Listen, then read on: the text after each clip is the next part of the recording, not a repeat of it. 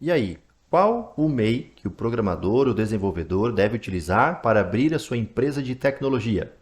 Eu imagino que se você caiu nesse vídeo é porque você está procurando informações para saber como abrir a sua empresa, né? E talvez você pensa em ser um MEI na área da tecnologia da informação. Pois bem, é sobre esse assunto que nós vamos conversar nesse vídeo, tá? Meu nome é Fernando Kirchner, eu sou contador, diretor aqui da Enorte Contabilidade Digital e nós somos aqui especialistas no atendimento ao seu segmento, programador, desenvolvedor. Atendemos diversos clientes, né, por todas as regiões desse Brasil, tá bom? Então, se você se encaixa nessa situação, sabe que você está no lugar certo, tá bom? Vamos conversar então sobre esse assunto. Seguinte.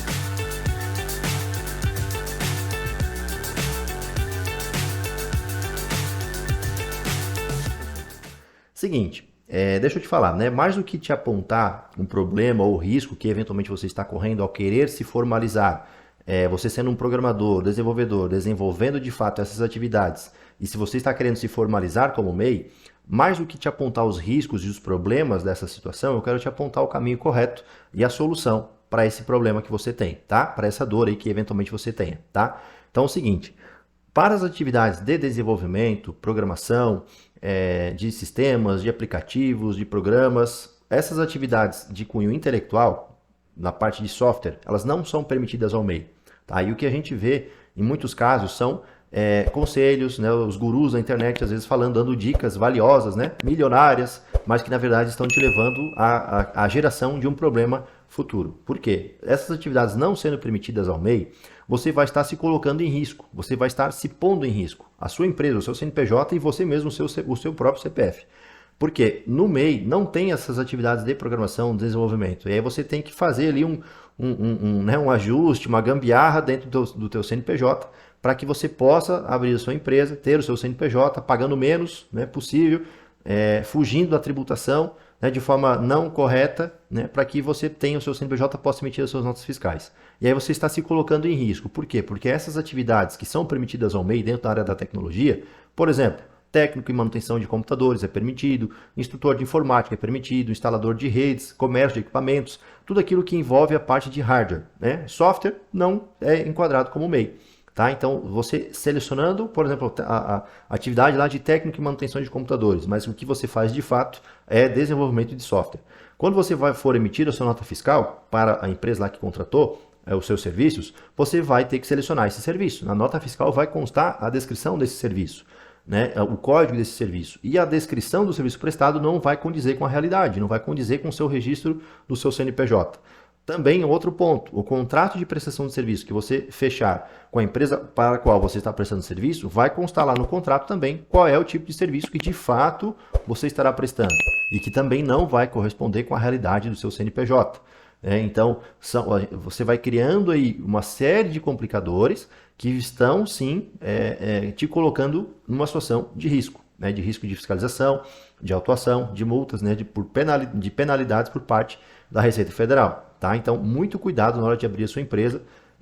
Não é esse o caminho correto, né, para se seguir caso você venha de fato a prestar esse tipo de serviço de empresas de tecnologia na área de desenvolvimento, de programação e queira se enquadrar como MEI de uma forma forçada. Tá?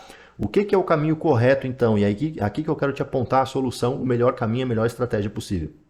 O caminho correto é você abrir uma empresa, um CNPJ, através de uma sociedade limitada. Hoje é disparada a melhor forma de registrar uma empresa, mesmo que individual, mesmo que você tenha, somente você vá prestar o serviço, você seja o único sócio, é possível registrar uma sociedade limitada unipessoal, tá?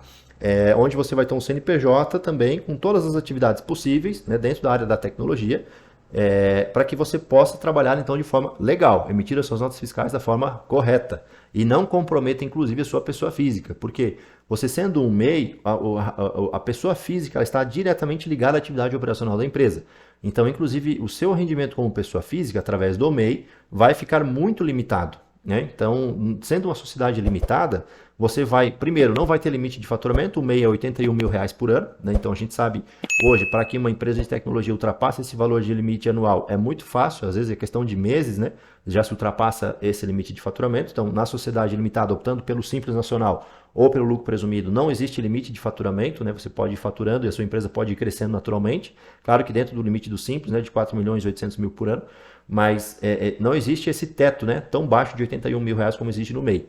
E aí, um outro ponto interessante, você pode procurar endereços fiscais, e aqui eu quero te colocar à tua disposição a Enorte Contabilidade Digital, onde a gente tem aqui um endereço fiscal seguro, gratuito, né, para que você possa ancorar o seu CNPJ aqui no nosso endereço, aqui em Santa Catarina, do ladinho de Florianópolis, para que você possa ter o seu CNPJ legalizado, emitir as suas notas fiscais eletrônicas, nós mesmos podemos emitir por você. Você não vai ter taxa de alvará de funcionamento. Aqui em nossa cidade nós temos uma legislação própria que isenta as atividades da área de tecnologia de pagar o alvará de funcionamento, tá? Então essa taxa você não vai ter. Você vai gastar para registrar o seu CNPJ menos de R$ 200. Por quê? Porque você vai pagar apenas a taxa de registro da Junta Comercial do Estado, que custa hoje R$ 160, R$ 170, nessa faixa. Tá bom? Então, nem o CNPJ, nem o certificado digital do seu CPF você precisa fazer, porque nós podemos fazer o registro. Você pode assinar o documento através da sua senha do Gov, nível prata ou nível ouro, de forma gratuita. Tá bom? Então, se você ficou interessado, quer saber mais informações sobre isso, na primeira linha aqui da descrição desse vídeo é o nosso WhatsApp. É só chamar, a gente marca uma conversa, nós vamos conversar, eu mesmo vou conversar contigo, vou entender o teu cenário e vou te apontar, claro, com certeza, o melhor caminho, a melhor estratégia para que a gente possa caminhar juntos, né, e de forma segura e otimizando, né? Economizando, gastando o mínimo possível para que você tenha sucesso cada vez mais aí na sua atividade, tá bem? Um grande abraço e a gente se vê então no nosso próximo conteúdo.